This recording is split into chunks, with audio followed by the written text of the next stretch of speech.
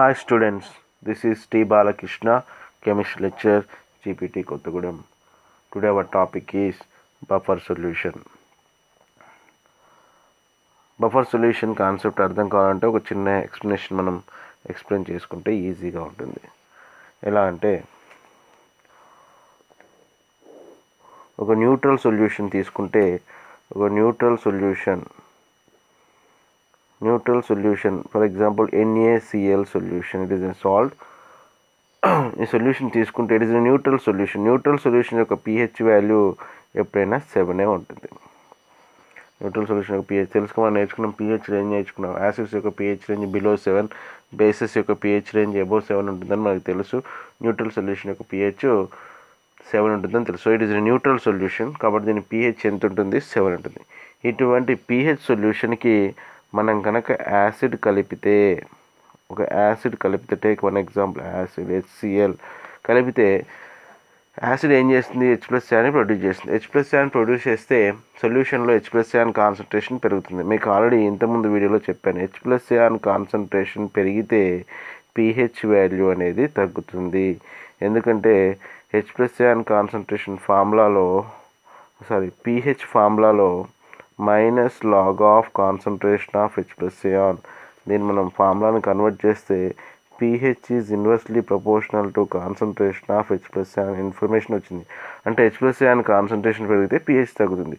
ఎప్పుడైతే నువ్వు acid కలిపావో సొల్యూషన్లో H+Cl concentration పెరుగుతుంది కాబట్టి pH వాల్యూ 7 నుంచి తగ్గిపోతూ ఉంటుంది.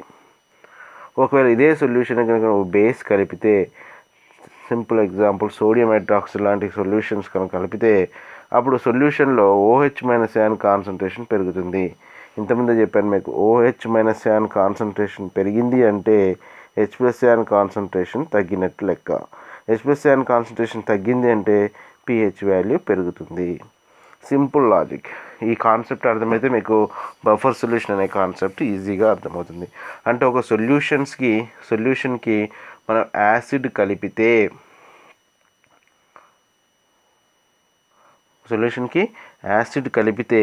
H+Cl కాన్సన్ట్రేషన్ పెరగడం ద్వారా pH వాల్యూ అనేది తగ్గుతుంది.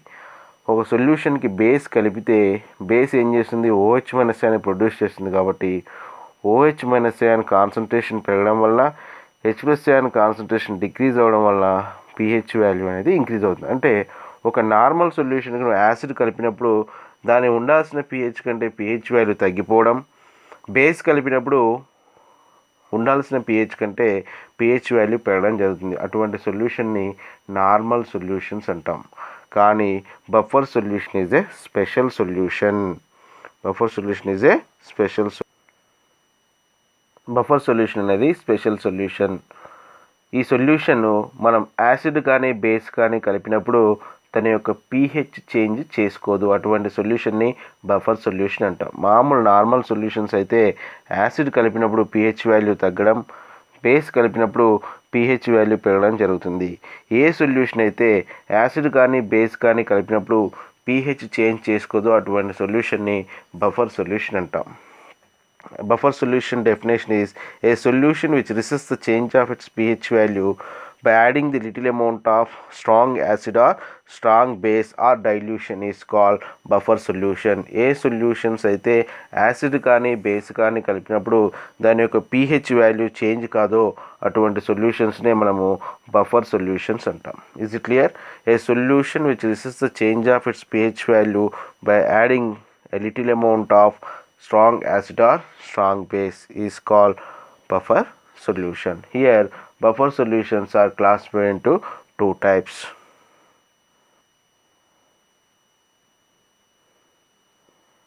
Types of buffer solutions.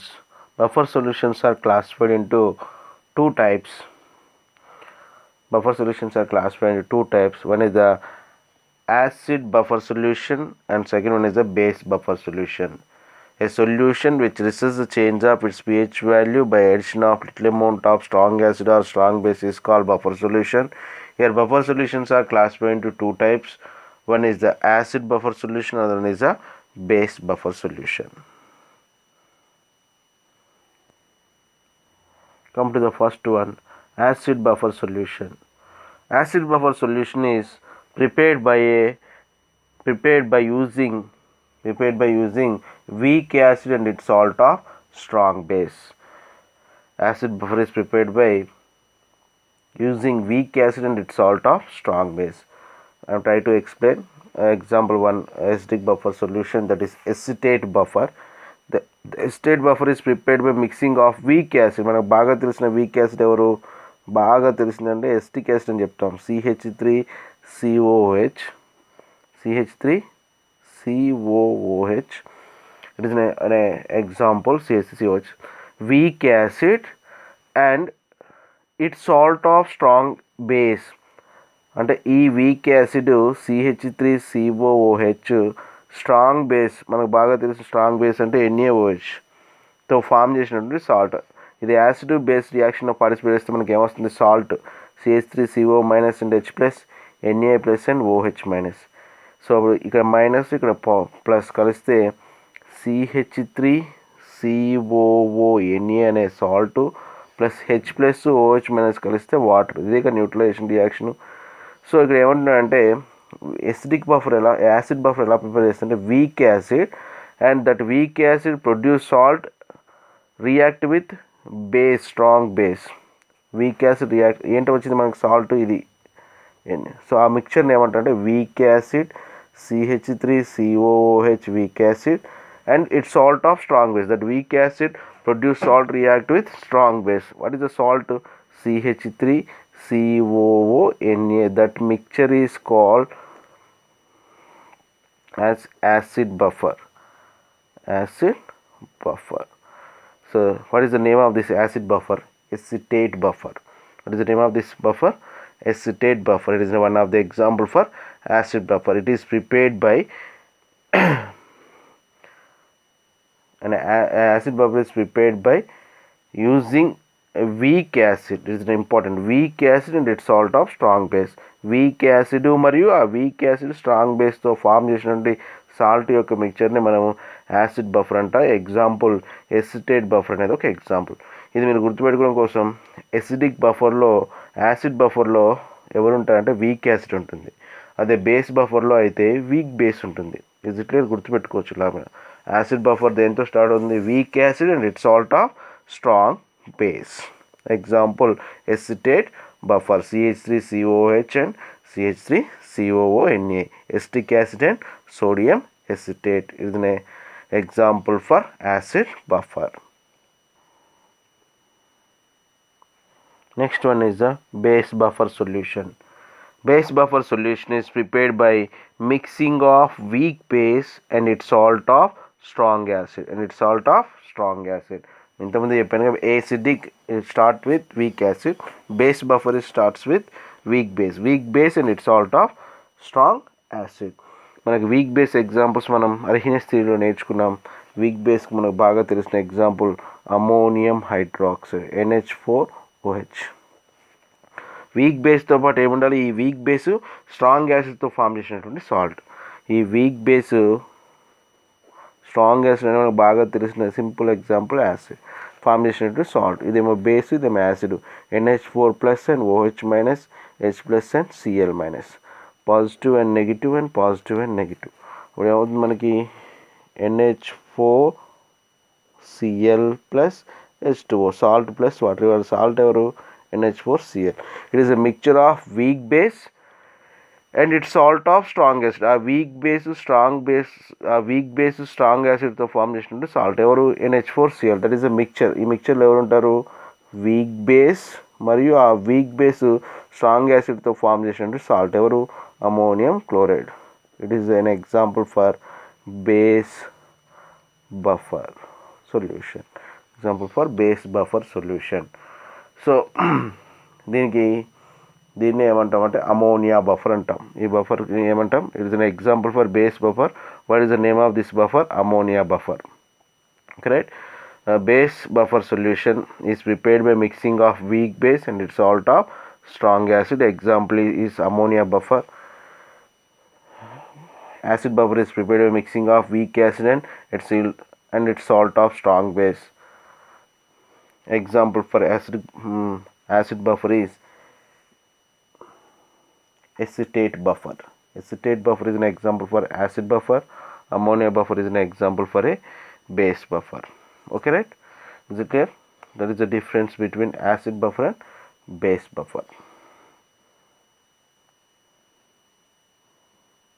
Next one, applications of buffer solution. Buffer solutions are widely used in chemical analysis, industrial synthetic process, and enzyme catalyzed reactions to control the pH. మనం ఇంతవరకు నేర్చుకున్న buffer solution అంటే ఏంటి? pHని control చేస్తుంది. అంటే ఆ solution యొక్క pHని change కాకుండా ఉంచే సొల్యూషన్నే బఫర్ సొల్యూషన్ అంటారు. కాబట్టి కెమిస్ట్రీ రియాక్షన్స్లో, ఎక్కడైనా ఎనాలిసిస్లో కానీ, సింథటిక్ ప్రాసెస్లో కానీ, ఎంజైమ్ రియాక్షన్స్లో కానీ ఎక్కడైతే సొల్యూషన్ యొక్క pH కాన్స్టెంట్గా ఉండాలో అటువంటి కండిషన్స్లో బఫర్ సొల్యూషన్ని బాగా యూస్ చేస్తారు. కెమికల్ ఎనాలిసిస్లో అక్కడ బఫర్ సొల్యూషన్స్ బాగా యూస్ చేస్తారు. Next, buffer solution play an important role in biochemical reactions. They take place at a definite pH value. So ఇవి కెమికల్ రియాక్షన్స్లోనే కాకుండా బయోకెమికల్ రియాక్షన్స్లో, అంటే బయోకెమికల్ రియాక్షన్స్ అంటే లివింగ్ ఆర్గానిజమ్స్లో జరిగే రియాక్షన్స్లో కూడా ఇంపార్టెంట్ రోల్ ప్లే చేస్తాయి. ఎలా అంటే హ్యూమన్ బాడీలో కార్బోనేట్ బఫర్ బ్లడ్ యొక్క pHని 7.35 దగ్గర కాన్స్టెంట్గా ఉంటుంది. మన బ్లడ్ యొక్క pH 7.35 దగ్గర కాన్స్టెంట్గా రన్ అవుతూ ఉంటుంది. అలా రన్ అవ్వడానికి కారణం ఏంటంటే మన బ్లడ్లో red blood cells, white blood cells, plasma, platelets, వీటితో పాటు కార్బోనేట్ బఫర్ అనే కెమికల్ కూడా మిక్స్ అయి ఉంటుంది. ఈ కెమికల్ ఏం చేస్తుందంటే బ్లడ్ యొక్క pHని 7.35 దగ్గర కాన్స్టెంట్గా ఉండడంగా ఉపయోగపడుతుంది. Ammonia buffer solution used in the estimation of hardness of water by EDTA method. ఇంతకుముందే మనం నేర్చుకున్నాం basic buffer example ammonia buffer అని. Ammonium hydroxide plus ammonium chloride NH4OH plus NH4Cl అనే బఫర్ సొల్యూషన్ మనం అమోనియా బఫర్ అంటాం కదా. ఈ ammonia buffer అనే సొల్యూషన్ని EDTA మెథడ్లో వాటర్ యొక్క హార్డ్నెస్ని ఫైండ్ అవుట్ చేయడంలో ఉపయోగిస్తారు. Next, they should be added to tonics and syrup to keep the pH value constant. మనం వాడే కాఫ్ సిరప్స్, ఫీవర్ సిరప్స్, ఇంకా టానిక్స్ ఉన్నాయి కదా, వీటన్నిటి యొక్క pH ఒక నిర్దిష్టమైన వాల్యూ దగ్గర ఉన్నప్పుడు మాత్రమే అవి చేయాల్సిన పని అవి చేస్తాయి. అలా కాకుండా మన హ్యూమన్ బాడీలో తీసుకున్న తర్వాత స్టమక్లో యాసిడ్స్ ఉంటాయి కదా, దానివల్ల దాన్ని pH చేంజ్ అయ్యే అవకాశం ఉంది. అలా చేంజ్ కాకుండా ఉండడం కోసం ఆ టానిక్స్ అండ్ సిరప్స్లో, ఇప్పుడు ఫర్ ఎగ్జాంపుల్ పారాసిటమాల్ అనే కెమికల్ సిరప్లో పారాసిటమాలే ఉంటుంది, కానీ పారాసిటమాల్తో పాటు ఇంకో కెమికల్ని యాడ్ చేస్తారు. ఎందుకంటే బాడీలోకి వెళ్ళిన తర్వాత దాని pH వాల్యూ మారిపోతే అది చేయాల్సిన పని కాకుండా ఇంకో పని చేస్తుంది. కాబట్టి ఈ టానిక్స్ అండ్ సిరప్స్లో దాంట్లో ఉండే కెమికల్ కాకుండా దాని యొక్క pHని కాన్స్టెంట్గా ఉంచడం కోసం ఇంకొక కెమికల్ని కలుపుతారు. ఆ కెమికల్ ఏం చేస్తుందంటే ఆ సొల్యూషన్ యొక్క pHని కాన్స్టెంట్గా ఉంచుతుంది. అటువంటి కెమికల్స్నే మనం బఫర్ సొల్యూషన్స్ అంటాం. Okay right? అంటే ఇప్పుడు మీకు మొత్తం కాన్సెప్ట్లో అర్థం కావాల్సింది ఏంటంటే బఫర్ సొల్యూషన్ అంటే ఏంటి అంటే అది ఏ కెమికల్ యాడ్ చేసినా కానీ ఆ సొల్యూషన్ తన యొక్క pH వాల్యూని చేంజ్ చేసుకోదు. అటువంటి సొల్యూషన్స్ని బఫర్ సొల్యూషన్స్ అంటారు. అటువంటి సొల్యూషన్ ఎక్కడైతే pH వాల్యూ చేంజ్ కాకుండా ఉండాలో అటువంటి ప్లేసెస్లో యాడ్ చేస్తారు. అది కెమికల్ అనాలిసిస్ అయి ఉండొచ్చు, బయోకెమికల్ రియాక్షన్స్ అయి ఉండొచ్చు, హార్డ్నెస్ ఆఫ్ వాటర్ అయి ఉండొచ్చు, టానిక్స్ అండ్ సిరప్స్ అయి ఉండొచ్చు. అటువంటి కండిషన్లో ఎక్కడైతే pH చేంజ్ అవ్వద్దు అనుకున్నారో ఆ ప్లేసెస్ అన్ని చోట్ల కూడా బఫర్ సొల్యూషన్ని యాడ్ చేస్తారు. These are the applications of buffer solution. This is T. Balakrishna, Chemistry Lecture, GPT, Kottagudem. Thank you. Thank you, students.